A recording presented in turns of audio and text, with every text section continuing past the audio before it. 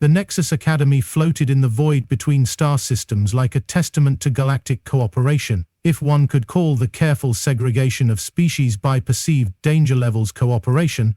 The architects, in their infinite wisdom, had designed separate dormitories for what they diplomatically termed environmental adaptation variants, which was bureaucratic speak for keeping the Deathworlders away from the civilized folks who might faint at the sight of a paper cut.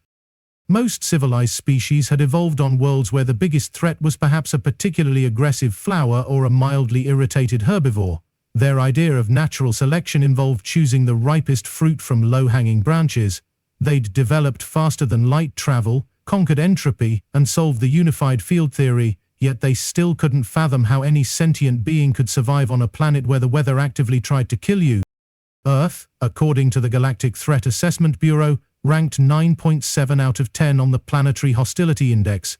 The only reason it didn't hit a perfect 10 was because the evaluation committee felt that would be statistically improbable and likely an error in measurement. After all, surely nothing could survive long enough to evolve intelligence on a world where the native fauna included creatures that could crush starship hulls with their bare appendages, where the weather patterns could level cities, and where the dominant species had somehow convinced themselves that jumping out of perfectly functional aircraft was a recreational activity.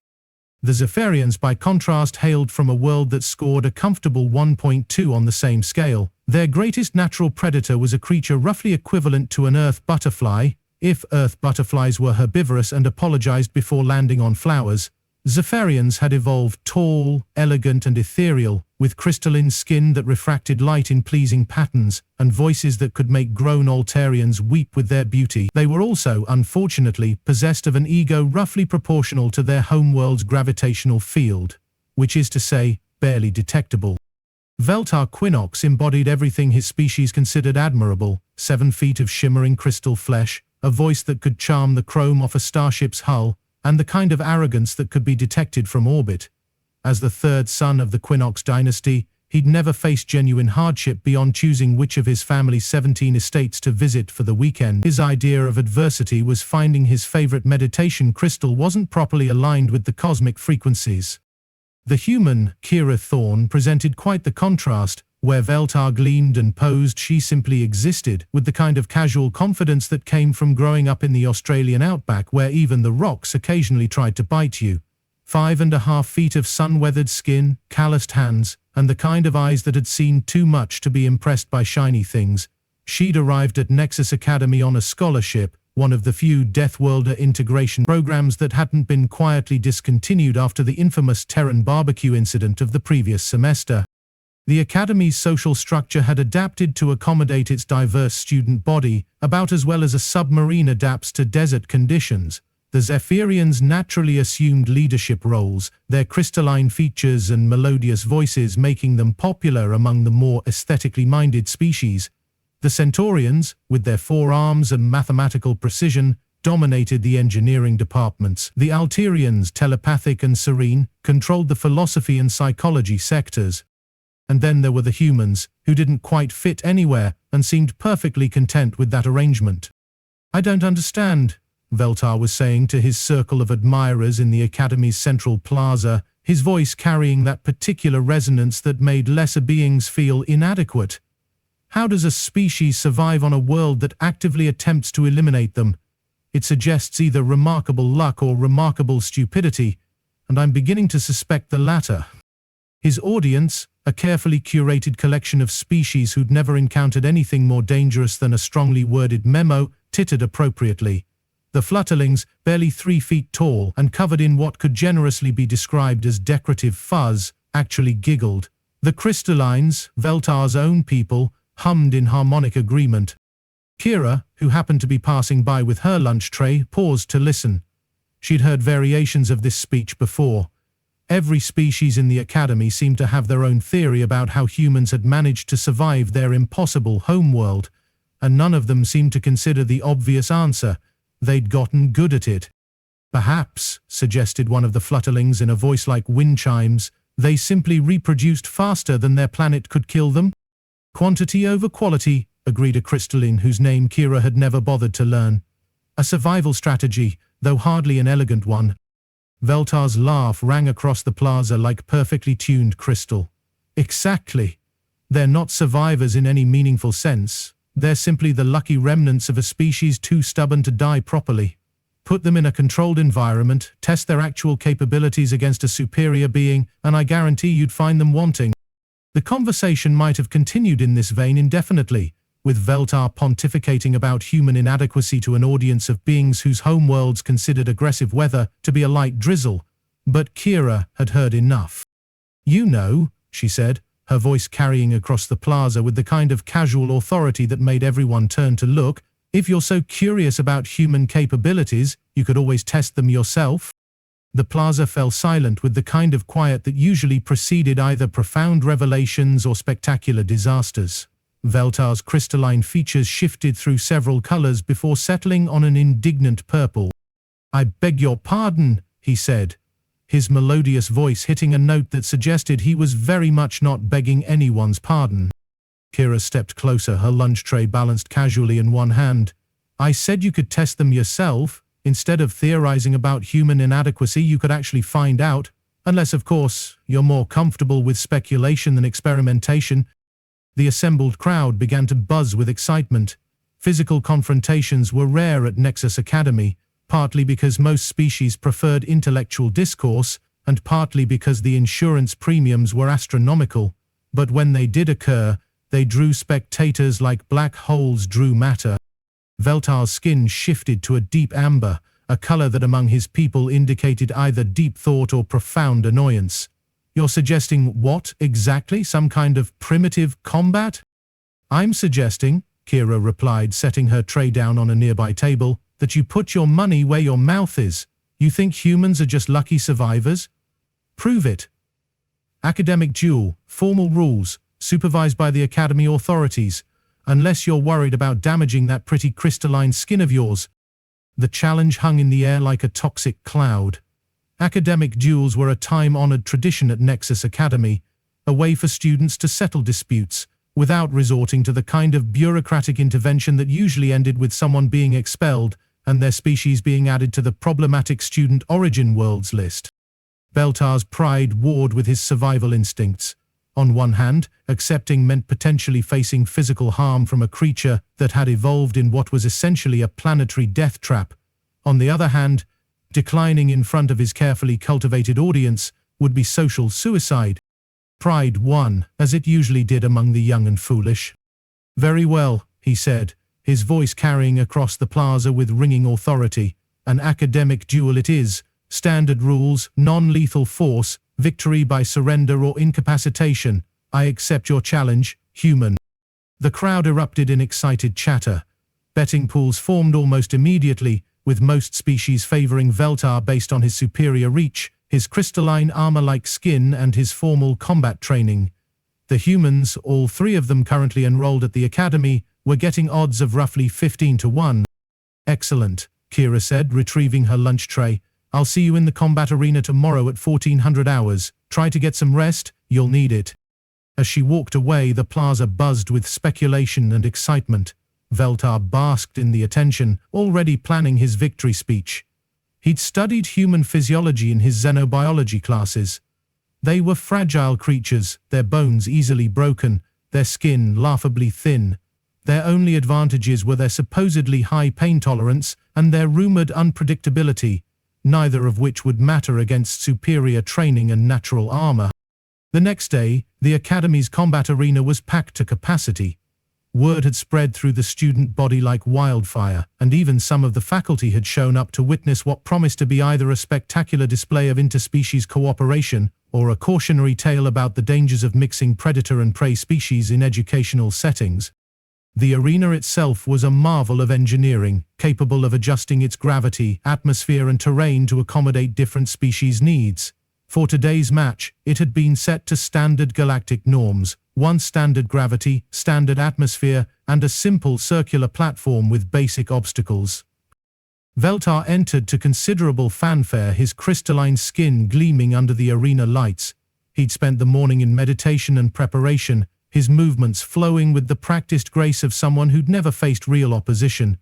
His people's combat style was elegant and precise, designed more for ceremony than actual violence. Kira entered without fanfare, wearing simple combat gear and carrying herself with the easy confidence of someone who'd been in real fights before. She'd spent her morning doing what she always did: basic calisthenics, mental preparation, and a careful study of her opponent's probable weaknesses. The referee, a neutral mediator whose species specialized in conflict resolution, read the standard rules: non-lethal force only, victory by surrender or incapacitation, medical assistance standing by. Both combatants confirmed their understanding and moved to their starting positions. "Begin," the referee announced.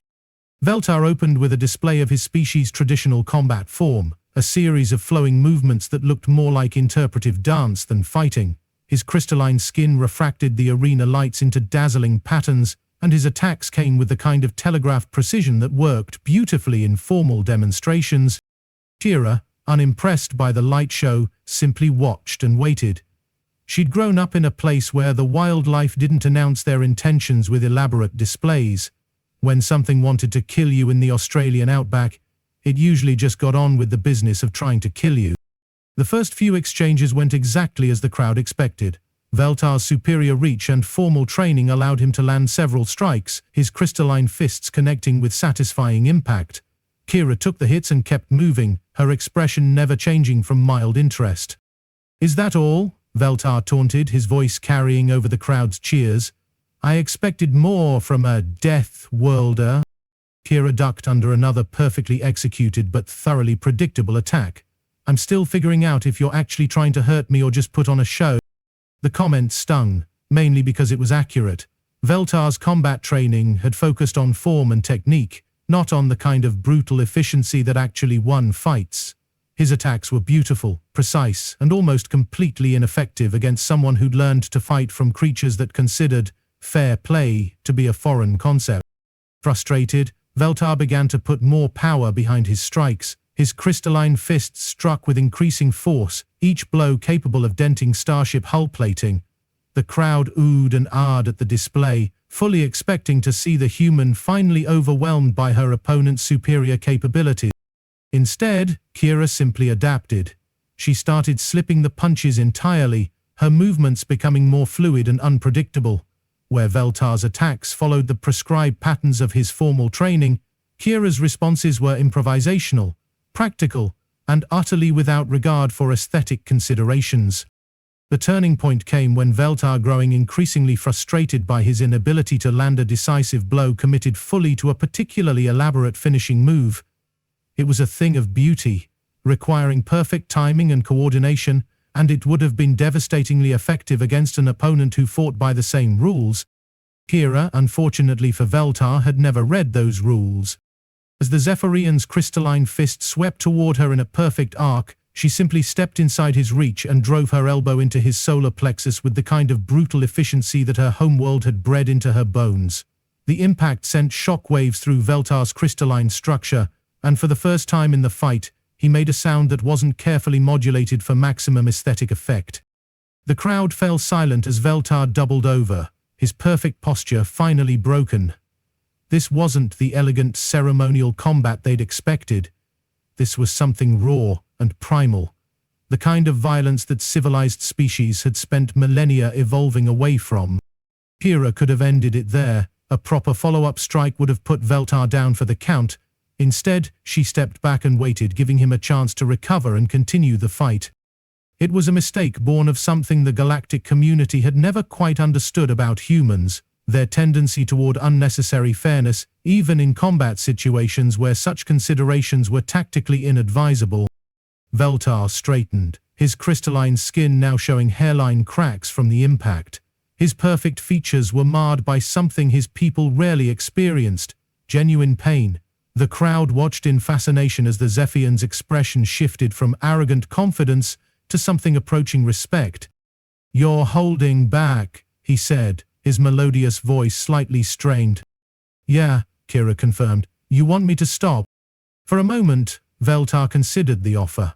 His body was telling him to accept the graceful exit, to acknowledge that he'd underestimated his opponent, and withdraw with what dignity he could salvage. But his pride, that crystalline monument to Zephyrian superiority, wouldn't allow it. "No," he said, settling back into his combat stance. "I want to see what you're actually capable of." Kira shrugged. "Your call." What followed was less a fight than a systematic dismantling of everything the galactic community thought they knew about Deathworlders. Kira stopped pulling her punches, stopped giving Vel'tar time to recover, stopped treating the duel like a friendly sparring match between classmates. She moved with the kind of fluid violence that came from a lifetime of surviving in an environment that didn't care about fair play, proper form, or aesthetic considerations. Her attacks were simple, direct, and devastatingly effective. She went for weak points that Vel'tar's formal training had never taught him to protect, used leverage and momentum in ways that turned his superior size against him, and fought with the kind of practical ruthlessness that made the civilized species in the audience deeply uncomfortable. The end came quickly. Vel'tar, his crystalline skin now showing multiple fractures, attempted one final desperate attack. Kira sidestepped it easily, grabbed his extended arm and used his own momentum to send him crashing to the arena floor. The impact was sufficient to crack several more sections of his crystalline armor and dislodge one of his perfectly symmetrical teeth. The arena fell silent, except for the sound of Vel'tar's labored breathing and the quiet hum of the medical scanners, confirming that he was still alive. Kira stood over him, not even breathing hard, waiting for either his surrender or the referee's declaration of incapacitation. "I yield," Vel'tar gasped, his melodious voice reduced to a harsh whisper. The medical team rushed onto the arena floor, their instruments already scanning for the extent of his injuries. Kira stepped back, allowing them to work, and began walking toward the arena exit. "Wait!" Vel'tar called out, pushing himself up on one elbow despite the medic's protests. How did you do that?" Kira paused and looked back at him. "I grew up on a world where everything was trying to kill me. You grew up on a world where nothing was. That's not your fault, but it's not my problem either." She continued toward the exit, leaving behind an arena full of beings who were suddenly reassessing their assumptions about humans and Deathworlders in general. The betting pools were settled in stunned silence, with most species making mental notes to revise their threat assessments. In the days that followed, Vel'tar's defeat became legend throughout the academy. The story spread from species to species, growing in the telling until it became a cautionary tale about the dangers of underestimating beings who'd evolved in genuinely hostile environments. Vel'tar himself, once his injuries had healed and his pride had been properly bandaged, found himself in the unusual position of being genuinely curious about human capabilities. He began attending Kira's classes, not as a rival, but as someone who'd discovered that the universe contained things he'd never imagined. The Academy's social structure, previously as rigid as crystalline lattices, began to show the kind of flexibility that came from recognizing that survival skills might be more valuable than aesthetic perfection. Humans, previously dismissed as lucky survivors, began to find themselves in demand as instructors for practical combat courses. And somewhere in the vast bureaucracy of the Galactic Threat Assessment Bureau, a clerk made a quiet notation that perhaps Earth's rating of 9.7 on the Planetary Hostility Index might have been a bit conservative after all. The universe, it seemed, was full of surprises. Some of them were beautiful, like Zephyrian crystal singers and Altarian telepathic poetry. Others were practical, like humans who'd learned to fight by fighting things that actually wanted to kill them. Both had their place in the grand scheme of things, though only one of them was likely to survive if the galaxy ever encountered something that didn't care about beauty, poetry, or the carefully maintained peace of civilized space. But that, as they say, is another story entirely.